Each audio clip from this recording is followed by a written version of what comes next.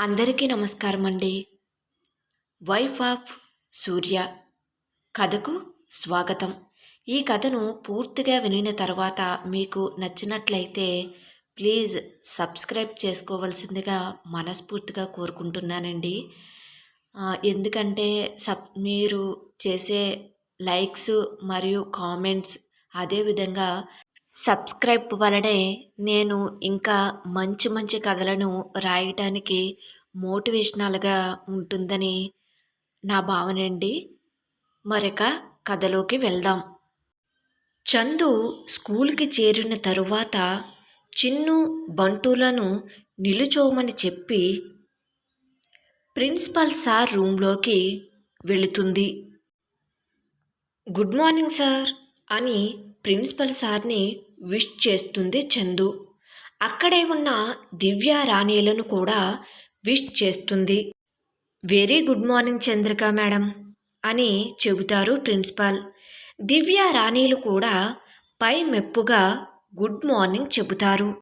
Teacher attendance book తీసుకుని తన signature చేస్తున్న చందును చూసి దివ్య రాణీలు చందు కట్టుకున్న చీరను చూసి నోటికి చేయి అట్టు పెట్టుకుని నవ్వుతారు.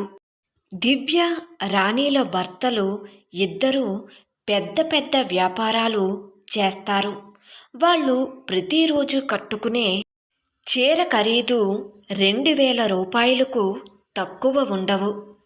తల్లి కోసం ఎదురు చూస్తూ ఉంటారు చిన్ను బంటులు. ప్రిన్సిపల్ సార్ రూము నుండి బయటకు వచ్చిన చందు చిన్ను బంటులను తమ తమ క్లాస్ రూములకి తీసుకువెళుతుంది. తరువాత చందు తను బోధించబోయే క్లాస్ రూమ్కు వెళ్తుంది. మధ్యాహ్నం భోజనం విరామం సమయంలో పిల్లలు అందరూ సరిగా తింటున్నారో లేదో చూడవలసిన డ్యూటీని చందు, గాయత్రి, దివ్య, రాణీల వంతు వస్తుంది. చిన్ను తన క్లాస్ ఫ్రెండ్స్తో కలిసి భోజనం చేస్తుంది. బంటు తల్లిని చూసిన వెంటనే ఆమెని తినిపించమన్నట్టుగా బాక్స్ ఓపెన్ చెయ్యకుండా 2 చేతులు కట్టుకుని చూస్తూ ఉంటాడు. తల్లి మనసు కదా, బిడ్డకి గోరు ముద్దలు తినిపించాలి అనే ఆత్రం ఉన్నా ఇంటి దగ్గర తన బిడ్డపై ఉన్న ప్రేమాభిమానాలను చూపించవచ్చు. కానీ స్కూలులో అందరు విద్యార్థుల వలనే బంటును కూడా ఒక విద్యార్థి మాదిరిగానే ట్రీట్ చేస్తుంది చందు. ఏంరా బంటు, నువ్వు లంచ్ చేయటం లేదు అని అడుగుతుంది ఆప్యాయంగా. బంటు పక్కగా కూర్చుని గాయత్రి చందుకి స్కూలులో కష్ట సుఖాలను అర్థం చేసుకునే కాలేజీ రోజుల నుండి ఒక మంచి స్నేహితురాలు. అమ్మ తినిపిస్తే తింటాను అంటాడు బంటు తన ముద్దు మాటలతో. ఓ అవునా, సరే. ఏమే చందు, ఇటురా అని పిలుస్తుంది గాయత్రి దూరంగా పిల్లలను పరిశీలిస్తున్న చందును. వస్తున్నా అని వస్తుంది చందు.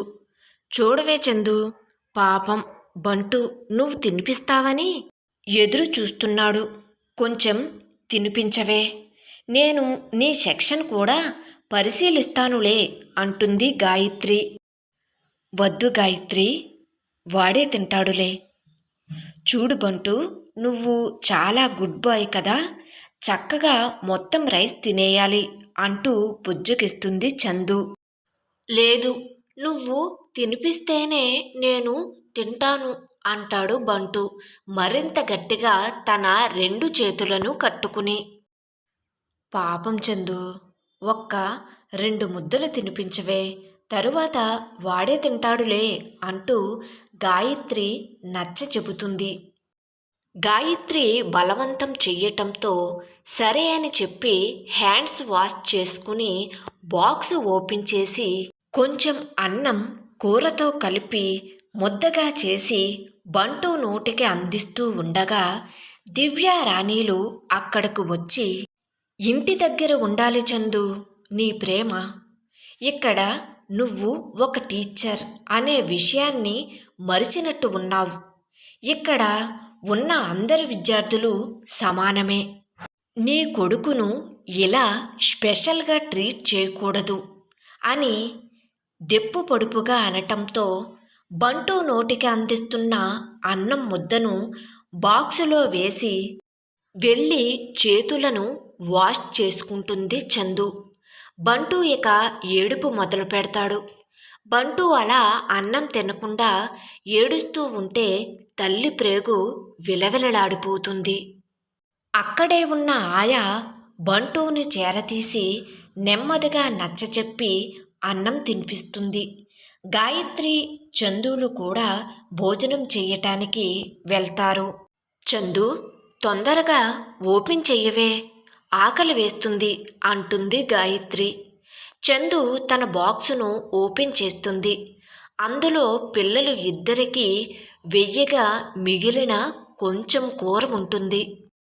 అది గమనించిన గాయత్రి, చందు, గుత్తి వంకాయ కూర నేనే చేశాను, వేసుకో అని స్పూన్తో చందుకు వడ్డిస్తుంది గాయత్రి.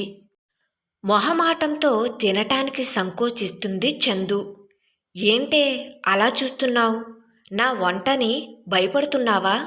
ఏం కాదులే, తిను అని నవ్వుతూ గాయత్రి అంటుంది. చందు నవ్వుకుని తినటం ప్రారంభిస్తుంది. అక్కడే కొంచెం దూరంలో కూర్చుని భోజనం చేస్తారు దివ్యారాణీలు. ఇంకేంటే చందు, ఈ మధ్య మనం మాట్లాడుకోవటానికి కూడా ఖాళీ ఉండటం లేదు. ఏం చెప్పమంటావు గాయత్రి? సూర్య ఎక్కడ ఉన్నాడో, ఎప్పుడు వస్తాడా అని ఎదురు చూస్తున్నా. ఒక ఆడపిల్లకి పెళ్లి చేసిన తరువాత ఆమె అత్తవారింట్లో కాకుండా పుట్టింట్లోనే ఉంటుంటే ఆ అమ్మాయి తల్లిదండ్రుల బాధను నేను కళ్ళారా చూస్తున్నానే. నాన్న ఈ వయసులో కూడా నా కోసం, పిల్లల కోసం కష్టపడవలసి వస్తుంది. నాకు వచ్చే జీతం నెల ఖర్చులకు కూడా అంతంత మాత్రంగా సరిపోతున్నాయి. ఈ మధ్యలో చిన్ను, బంటులకు అనారోగ్యం వస్తుంటే హాస్పిటల్కి అయ్యే డబ్బు కోసం చాలా ఇబ్బంది పడవలసి వస్తుంది. ఏం దిగులు పడకే, సూర్య వచ్చేస్తాడు. అప్పుడు నీకు ఈ ప్రాబ్లమ్స్ ఉండవులే. నాకంటూ ధైర్యాన్ని చెప్పే ఏకైక వ్యక్తివి నువ్వే గాయత్రి. మంచి రోజులు వస్తాయి అనే నేను ఎదురు చూస్తున్నాను అని అంటుంది చందు. అలా మాట్లాడుకుంటూ తమ భోజనాలను కానిచ్చేస్తారు చందు, గాయత్రీలు. వైఫ్ ఆఫ్ సూర్య కథ కొనసాగుతుంది. కథ విన్నారు కదండి. కథ మీకు నచ్చినట్లయితే ప్లీజ్ తప్పకుండా సబ్స్క్రైబ్ చేసుకుని మన ఛానల్ని ఎంకరేజ్ చేయవలసిందిగా నేను మనస్ఫూర్తిగా కోరుకుంటున్నానండి. కథ ఎలా ఉంది అనేది కామెంట్ రూపంలో తెలియచేయడం మాత్రం మర్చిపోవద్దు. Thank you.